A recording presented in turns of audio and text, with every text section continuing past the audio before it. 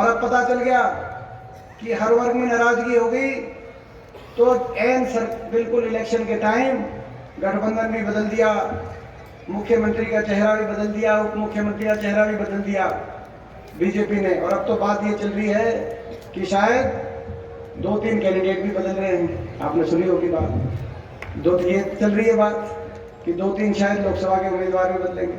अब क्या क्या बदलोगे बीजेपी वालों, क्या क्या बदलोगे? लोकसभा के उम्मीदवार क्या बदलोगे? मुख्यमंत्री उप मुख्यमंत्री के चेहरे क्या बदलोगे? अपने गठबंधन क्या बदलोगे? अब जो बदलेंगे वो तो लोग बदलेंगे, लोग सरकार बदलेंगे। मैं कहना चाहता हूँ आप लोगों ने फैसला कर लिया और लोग सरकार बदलेंगे। हरियाणा को दोबारा से खुशहाली की पटरी पे लाएंगे और तरक्की की पटरी पे, आपस में भाईचारे की और विकास की पटरी पे हरियाणा आएगा दोबारा। जिस सोच के साथ हरियाणा को आगे लेके हमारे समय में हरियाणा आगे बढ़ रहा था, आज दोबारा से हरियाणा उस दिशा में जाए। मैं कहना चाहता हूं भाई, सरकार हरियाणा प्रदेश के कोने कोने से आवाज आ रही है, सरकार आपकी आ रही है, सरकार बनेगी। मगर उससे पहले उस सरकार से पहले एक चुनौती लोकसभा चुनाव में। आपको पता है कि पूरे देश की, पूरे प्रदेश की आज नजर रोहतक लोकसभा चुनाव पे है कि नहीं है? मैं पूछना चाहता हूं। ये अखबार में मैं पढ़ रहा था कि प्रदेश की सबसे हॉट सीट का अखबार वाले लिखते हैं, उनकी भाषा है, अखबारी भाषा है, सबसे हॉट सीट का अर्थ होता है गर्म। अब गर्म तो खैर मेरे मिजाज से तो कोई गर्मी का को मालूम, दूर दूर तक लेना नहीं, मैं तो सीधा आदमी हूँ भाई, लेकिन सीट गर्म है। वो इसीलिए है, इसलिए नहीं कि तो भाजपा के मैं निशाने पर हूँ। सारी बीजेपी अभी आए थे, पूर्व मुख्यमंत्री जी आए थे, उन्होंने कहा कि हमारी 9 सीट एक तरफ है, सीट एक तरफ है, हमारे लिए इसका नतीजा रोहतक का। तो इसलिए नहीं कि कोई व्यक्तिगत किसी से, क्योंकि राजनीति में कोई व्यक्तिगत द्वेष ना मेरा किसी का है, ना कोई होना चाहिए। वो इसीलिए है कि सबको पता है, बीजेपी को पता है कि रोहतक लोकसभा का सीट का चुनाव अकेले एक सांसद का चुनाव नहीं है। जिस दिन यहाँ से आपके आशीर्वाद से हम जीतेंगे, उस दिन हरियाणा की अगली सरकार का नींव रखने का काम आप लोग करेंगे, इस बात का चुनाव। पिछली बार भी हो गया था काम, अगर यहाँ से जो कसर रही थी, यहाँ से अगर पिछली बार अगर ठीक होती तो नीचे हरियाणा में आपकी सरकार आ जाती कि नहीं आ जाती? मैं पूछ रहा हूँ, क्योंकि पिछली बार ही लोग बदलाव चाहते थे। 75 पार के नारे की तो हवा निकल गई थी, पिछली बार निकल गई थी कि नहीं निकल गई थी? ये भी नारे अजीब देते हैं बीजेपी वाले, अपने लिए ही नारे देते हैं, जनता के लिए कुछ कहते ही नहीं। कहते कोई कहते हैं 75 पार, कह रहे हैं अब 400 पार, और हम नारे दे रहे हैं, ये कह रहे हैं 400 पार, और हम कह रहे हैं मेट्रो जाएगी रोहतक पार। लोग के लिए है, हम कह रहे हैं बड़े बुजुर्गों की पेंशन होगी 6000।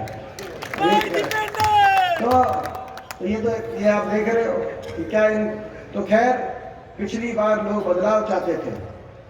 2019 में बीजेपी ने नारा दिया 75 पार, दुष्यंत चौटाला कहता था बीजेपी को दुनिया पार, इलेक्शन होते दोनों बन गए पक्के यार।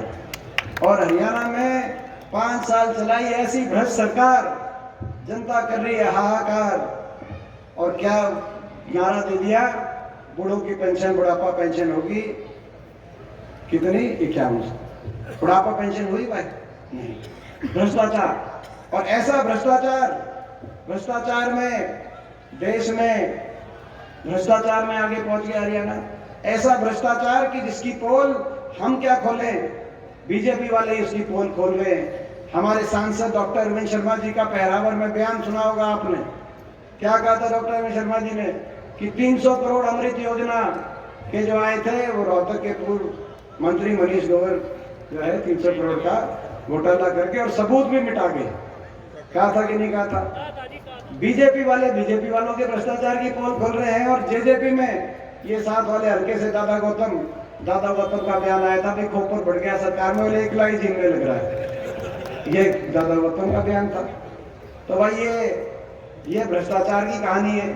लूट, 2 डबल इंजन से लूट गए 5 साल, हरियाणा के लोगों की कुछ परवाह करी नहीं। इसीलिए प्रदेश बदलाव चाहता है और प्रदेश आपकी तरफ देख रहा है। रोहतक लोकसभा सीट से जो फैसला होगा, पिछली बार तो बड़े इन्होंने साजिश षड्यंत्र रचे, चक्रव्यूह रचा रोकने के लिए मुझे, पिछली बार लोकतंत्र का गला भी घोटा गया। यहाँ पर मैंने देखा अपनी नज़र से 2019 के लोकसभा चुनाव में, मैंने अपने चुनाव में देखा कि लोकतंत्र का गला ये भी भाजपा वाले कैसे घोटते हैं। आपने भी उस बात का नज़ारा चंडीगढ़ के मेयर के चुनाव में देख लिया होगा कि ये लोकतंत्र का गला कैसे घोटते हैं। इसीलिए लड़ाई लड़नी पड़ेगी और उस लड़ाई में आपको हमको मिलकर लड़ना पड़ेगा। मैं अकेला या आप अकेले नहीं लड़ सकते, मगर मिलकर लड़ सकते हैं। और उसमें आज मैं आपसे केवल वोट की अपील नहीं मांग रहा, मैं आज आपसे सपोर्ट की अपील भी कर रहा हूँ कि भाई ये इलेक्शन आपको संभालना भी है। तो भाई संभालोगे सारे इलेक्शन? एक बार हाथ खड़ा करके बताओ, सारे इलेक्शन संभालोगे?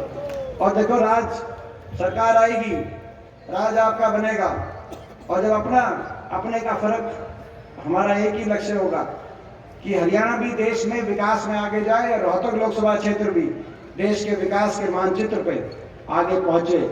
जो सपने लेकर हम चले थे, जो सपने लेकर ये पूरा कॉरिडोर हम चाहते थे विकसित हो, मैम में एयरपोर्ट आए, मदीना में IMT आए, इसी कॉरिडोर के विकसित करने के लिए रोहतक तक मेट्रो का उस समय प्रस्ताव था, ये रेल की लाइन जो मंजूर कराई मैंने, जब 4 लेन का हाईवे मैंने मंजूर कर दिया दबौली तक, ताकि ये पूरा कॉरिडोर विकसित हो। जिस तरीके से दिल्ली से चंडीगढ़ और दिल्ली से जयपुर तक विकास पहुंच चुका है, उसी तरीके से ये दिल्ली से हिसार तक पूरा जो विकास का जो हमारा कॉरिडोर है, ये पूरा विकसित हो। तो बड़ी मेहनत करके पूरे अपने इलाके में मैं आपसे पूछना चाहता हूँ, जब आपकी सरकार थी 10 साल, आपके आशीर्वाद से मौका मिला, तो हमारे इलाके की तस्वीर आपने बदलती संवरती देखी थी कि नहीं देखी थी, मैं पूछना चाहता हूँ। तो अब 10 साल में कुछ हुआ नहीं। अब मैं इनसे पूछता हूँ सवाल, जो सांसद हैं उनसे पूछ लेता हूँ कि भाई आपने क्या कराया 5 साल में? उनको बड़ी तकलीफ हो जाती है इस बात से, वो काम का जवाब तो देना नहीं चाहते।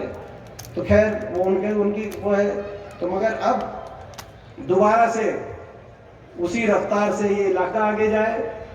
और भाई जो है, मैं यही कह सकता हूँ, जब आपके जो है अपने का दर्द अपना समझता है, अपनेपन की बात होती है, अपने जब सरकार होगी तो भाई जो है कहीं मैं समझता हूँ कि अपने इलाके के लिए, अब तो 10 साल विपक्ष में लड़ाई लड़ी, तो 10 साल विपक्ष में रह के और भी आदमी समझदार हो जाता है। अपने इलाके के लिए और आप सबके लिए कोई कसर बाकी नहीं छोड़ेंगे, मैं कहना चाहता हूँ।